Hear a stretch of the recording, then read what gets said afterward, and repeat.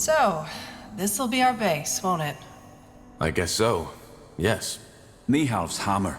How about a tad more enthusiasm? We're in the ancient city of the Shapers. If anything, we should feel honored. Well, let's just hope the city's defenses work better for us than they did for them.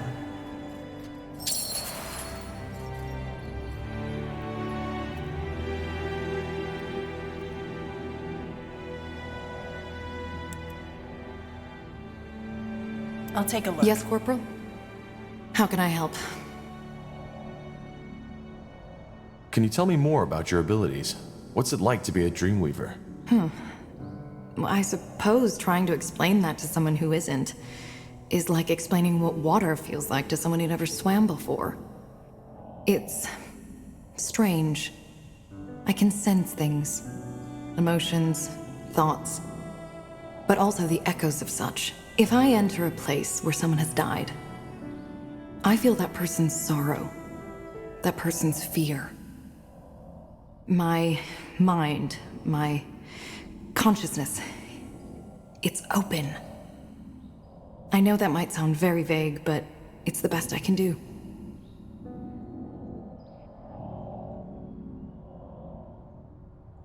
Tahar, may I help you with something? What are your thoughts on the Harbinger, Rondar Lacane? Well, he's my employer. Without him, I wouldn't be on this mission. Or, what do you mean? I was trying to say, how do you feel about what he stands for? The purity of light, Aeonir's return. Oh, that. I'm not certain I have an opinion on these matters. Don't you care who you're working for? Truth be told, not that much. Making a living as an archaeologist is hard enough as it is. I can't afford to be picky. And in all honesty, aren't Lacane and his fellows just more of the same? There have always been cults who weren't happy with the Guardians and believed they had found the true and only God. There was even that one who believed in a sort of schizophrenic God, who was both the trinity of three different beings and the singular omnipotent God at the same time. However that's supposed to work. Sounds funny when you think about it, but those lads were dead serious. Does the Harbinger know you feel that way? No, I guess not, but he doesn't need to know about that, does he? So, you don't believe in Aeonir's return? In the new world? No, I don't. But there's truth to what the Purity claims. The Guardians have been unusually silent. Yeah, because maybe they finally realized how silly and ungrateful most of their creations are and decided not to bother anymore. What I'm trying to say is, there could be all kinds of reasons why they've withdrawn. And I doubt a bonkers robe-wearing lad such as Lacane knows the answer. So you think the Purity is harmless? Of course they are. And like any other fanatic, he and his fellows will go down once people realize his God doesn't have all the answers.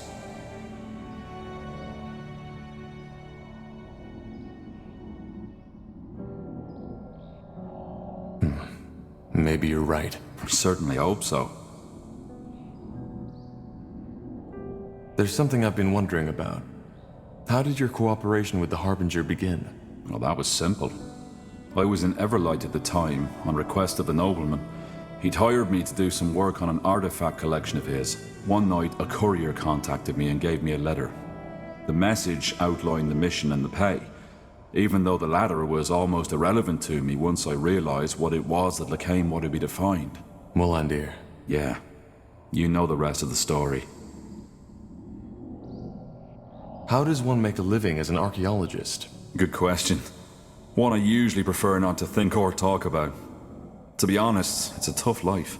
For some obscure reason, only very few scholars take interest in the Shaper or the Hibernian culture, even though there is so much to be found. It's a shame. Like what? What is there to be found? What? You mean apart from monumental steel constructs, ghost warriors, and a city full of ancient secrets to be discovered? A lot. But that's another topic. How do you explain that lack of interest? Well, what do you think? Ignorance. No matter if it's orcs, elves, dwarves, or humans. We're all terribly bad at learning from the past. Blasted, there's so much to be found, so much to be explored. Not just riches, but the technology, wisdom, and ancient secrets. But no, for some reason, the people with the coin just don't care. The only ones who even try to access this treasure are incompetent amateur treasure hunters, who usually get their heads chopped off by the first defense mechanism they walk into.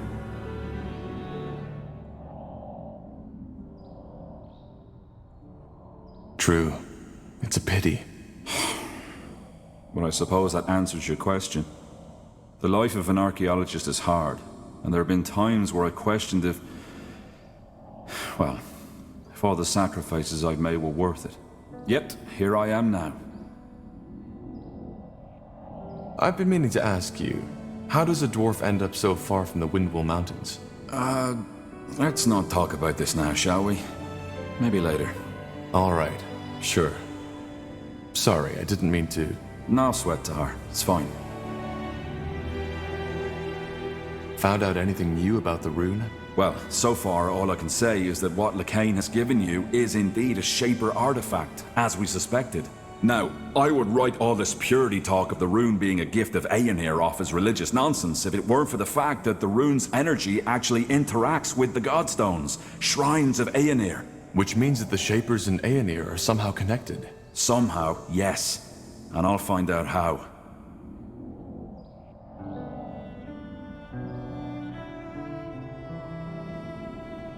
I found some materials. Could you use these to upgrade your armor? Yeah, wait. What's that? Nihal's hammer. This is amazing. No, more than that. This is phenomenal. I don't follow. What's so special about this thing? This thing, as you call it, is part of an artifact. One that the scholars have been writing about for centuries. It might be possible to reconstruct them, and that... I can't even begin to imagine what that would entail. Goodbye.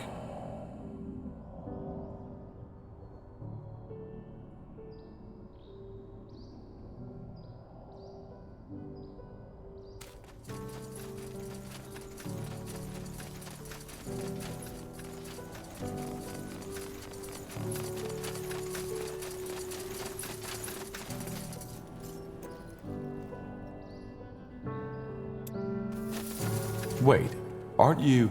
Scryer Elion from Leonon. Yes. I'm the Scryer Finrior and Merilith sent to lead the Moorhere troops who'll be supporting your cause. Actually, I was hoping you'd come by. I think we should have a talk, shouldn't we?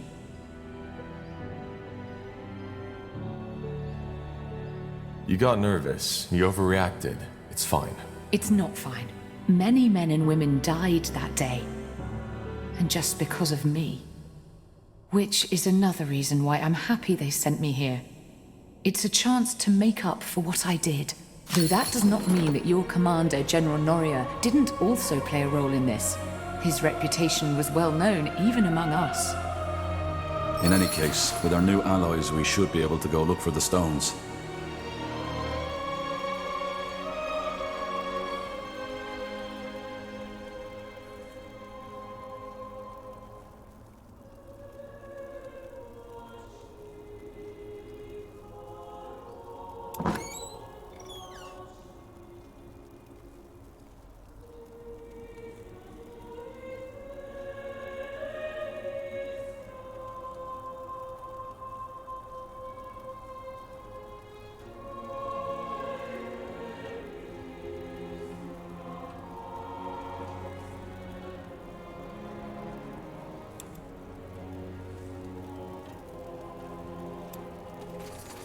What is it? Can we talk about what happened in Leonon? What more is there to say? I suspected your general would order to purge the village, and I overreacted. It was a stupid mistake, and I wish it hadn't ended that way.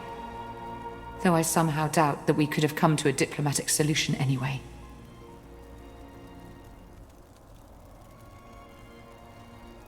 I would like to train the elves.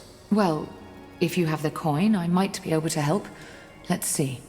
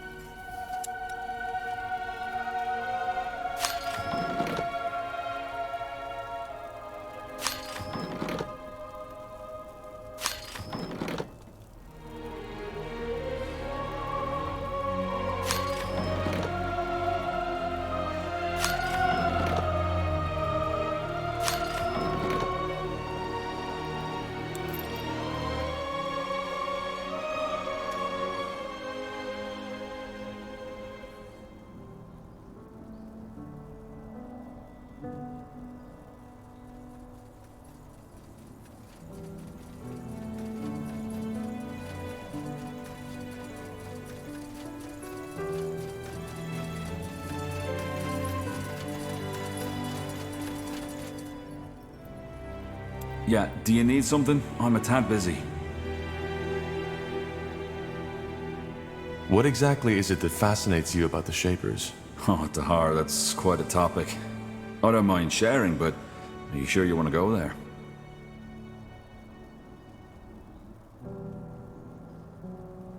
I am. Tell me. All right. Well, where do I start? You see, the Shapers have always fascinated me. They're all over Io. These remnants of a once so glorious civilization. Yet for some reason, so many people are almost oblivious to it. On the one hand, of course, that's very sad. On the other hand, it also makes it a lot more exciting. It's like I'm a treasure hunter, only that everyone else fails to see the treasures around us. Tell me, Tahar, when seeing all of this, don't you sometimes feel like you're exploring a childhood dream? The kind of world the poets and the bards always spoke of? Sometimes, yes. It's dark, but also fascinating. Absolutely. But this childish fascination was only the spark. The more I studied the Shapers, the more enthralled I became with their culture. Did you know that at the pinnacle of their existence, they ruled over all of Io? A global empire with no one to oppose them. You seem to consider that a good thing. Oh, good, bad, the world doesn't work like that. Of course, there are writings that hint at the fact that the Shaper Empire wasn't all rainbows and unicorns, but still it was stable. And it persisted for tens of thousands of years. Can you imagine? All this knowledge, all this art, all this wisdom. Nothing in the Io of today can match that. Nothing. It's like comparing a sea full of secrets with a puddle of muddy water. And how exactly did their empire come to be? They must have conquered quite a few nations. They had the liberty of being the first living civilization on our Io, at least as far as we know. That made it easier to maintain peace and stability. Until the end and the dragons. My father always told me the Shaper Empire relied a lot on slaves. What? No, that's rubbish. The Shapers had castes, yes, and it's probably the lower castes your father was referring to. But to call these slaves is like calling, say, a tanner who was born outside a royal family a slave, just because he'll never be a king. And even the very lowest caste, the Zalanyur, always had enough to eat, a roof over their heads, and could, without paying a single coin, get themselves healed by a cleric if they needed to. So if you think that's unjust, go ahead. Ask an Everlight beggar which era he'd rather live in. He's not a slave, yes, but in some ways he's worse off. How do you know all this? Some of it from writings, some of it's just connecting the dots. I know how many scholars are out there at the universities giving their talks about the inscrutable empire, but it's not nearly as inscrutable as they say. Their problem is they're trying to understand the Shapers by reading books and dusty tablets. That's not how it works. You need to get out there, into the field. And even if it takes years of fruitless digging, eventually you're bound to stumble onto something. Another piece of the mosaic. Very poetic. Because it is. And yet, they died out. Yeah. Great mystery. Most scholars think it was the dragons. They do, but I doubt it. You saw what the Shapers were capable of. Even a race as powerful as the dragons couldn't have wiped them out. And you see the shape this city is in, Tahar. There's no traces of fire and destruction. But regardless of what it was, it doesn't change the fact that the way the current races of this world treat the Shapers is nothing short of pathetic. They were greater than we'll ever be. But instead of studying this greatness, we ignore them. And why? Just because it doesn't fit into our religion, our traditions, or whatever reason they can come up with. Because to many, admitting what a marvel the Shapers truly were would mean admitting that our culture is pale in comparison. Is our world really that bad? That depends on your expectations. We could do worse, certainly, but if this is as good as we can get, then I have nothing to feel but pity.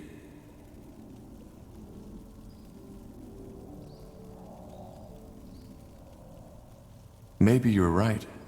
There's a lot we could learn from the Shapers. There is. In any case, I suppose you found your answer, haven't you? This is what fascinates me about the Shapers. They're a reminder of what we could be, if only we wanted to. I see. Well, thanks for the explanation, Iskrim. I appreciate it. Corporal? Need anything? Tell me a bit about your time on the road. What was it like? Is that a command, Corporal? Please? All right, but I'm afraid there isn't so much to tell. Have you ever been on the road by yourself? A long time ago, yes. Well, then you know how wearisome it can get. Sleeping under the stars sounds romantic at first, until you realize that most of the time it's sleeping in the mud, in drizzle. Most of the time, your stomach and your purse are empty, and your feet are full of blisters. And, of course, there's the constant danger. Especially if you're traveling on your own. Did you ever have a companion? Some, yeah, but most of it was just temporary. Though there was one I traveled with for longer. Quentin. How did you meet? Coincidence. A small town between Finn and Mir and Lar. We played dice together and he cheated. When I called him out on it, he tried to turn tail. But one of the other guests stopped him for me. They wanted to go give him a beating, but I told them to stop. He gave me back my money and we started talking. And, believe it or not, we found that we got along quite well. So you started traveling together? With a thief? I wouldn't call him that. He was just young and careless. We ended up traveling for almost a year. What was his story? Where was he headed? Into the blue, same as me. He had quite an interesting task, but I wouldn't feel comfortable sharing it with you, to be honest. He wouldn't want that. I see. What was your relationship? You mean... no, we were just friends. He was way too young for my liking, and I think I was too old for him. We were more like sister and brother. Huh. So how did you split up? What happened? Nothing dramatic. We came by a village and decided to rest there for a while. The roads had become quite dangerous due to the mage wars, and we didn't want to go out unprepared. I did some healing for the villagers, and he helped out the local smith. He liked it, and the smith wanted him as an apprentice, so he stayed. I was surprised and a bit hurt at first, but then I realized it was probably for the better. I still think of him sometimes, though. Huh. And how did you make a living? That was the easiest part. I healed people. With light magic? Yes and no. It was my magic that mended the wounds, but since mages are often met with suspicion, how shall I say, got a little creative. Frankly put, whenever I treated someone, I gave them a magical potion to drink, which was just water mixed with some harmless herb to give it color. The rest was laying on hands to help the potion's effect, which was pure light magic and how I did the actual healing. And that worked? Better than you'd think. People were fighting over my panacea as if I was Ellen incarnate, while cursing the evil defilers who had caused this war. Ironic, isn't it? Do you miss it sometimes? The vagabond life? Well, we're still vagabonds somehow, aren't we? But I know what you mean. And yeah, I sometimes do. The wind on my skin, the vastness of the wildlands, and the fact that all you have to think about is the mile ahead of you. It's another world. There was this one night I'll never forget. I had made a camp at a clearing, set up campfire, and I was leaning against a tree, slowly drifting toward sleep. Then, all of a sudden, it started to rain. Not just the usual drizzle, it was bucketing down, drowning everything, the earth, the noise, the plants around me. My first impulse was to jump up, to find shelter, get my things into the dry. But I didn't. Instead, I saw. I don't know how else to put it. All of a sudden, there was this deep sense of peace. As if all my life I had been chasing something without knowing it myself. And in that moment had found it. So I just watched. I sat there and I watched. That feeling lasted until the sun came up. And then I fell asleep. When I woke up, it was gone. That sounds beautiful. And a bit dramatic. But yeah, it was beautiful. I've never felt something like that again. And what do you make of it now? Truth be told, I don't know. But it changed something. Even though I cannot say what it is.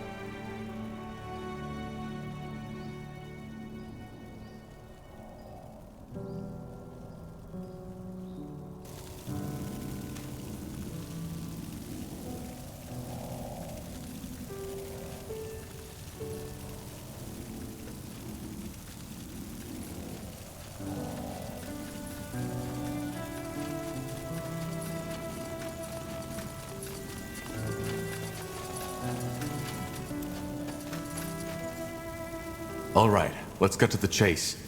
We need to discuss where and how we start our search. You're all familiar with the objective? Find the Forge Stones, reignite the Nexus, decipher the song with it, and put an end to the Bloodburn. That's about it. Area thinks that someone removed the Nexus stones shortly before the city was abandoned, but they left markers on the stone map. And now that we have a small army backing us up, we can start searching. Iskrim? Yeah, we suspect one of the stones to be in the desert of Aenir's Blade, probably in the possession of the Iron Falcons, whereas the other one is on an unknown island. An unknown island? Correct. And yes, the oceans might have long taken it, which is why the only way to find out is to build a ship. And to... Wait. That island. Does it happen to be in the northwest? In the Black Sea? I think so. That is interesting. 2 years ago, there was an archaeologist in Everlight who claimed the same. That there was an island in the Black Sea, unknown to our cartographers. Did he find it? That is a complicated story. But building a ship would take months, and this is a trail we could follow. If we go to Everlight, I can tell you more. Well, it does sound promising. And intriguing. So, where do we go first, Tahar? Everlight or Aenir's Blade? I'll think about it and let you know when we head out. For now, just get prepared. Will do, Corporal.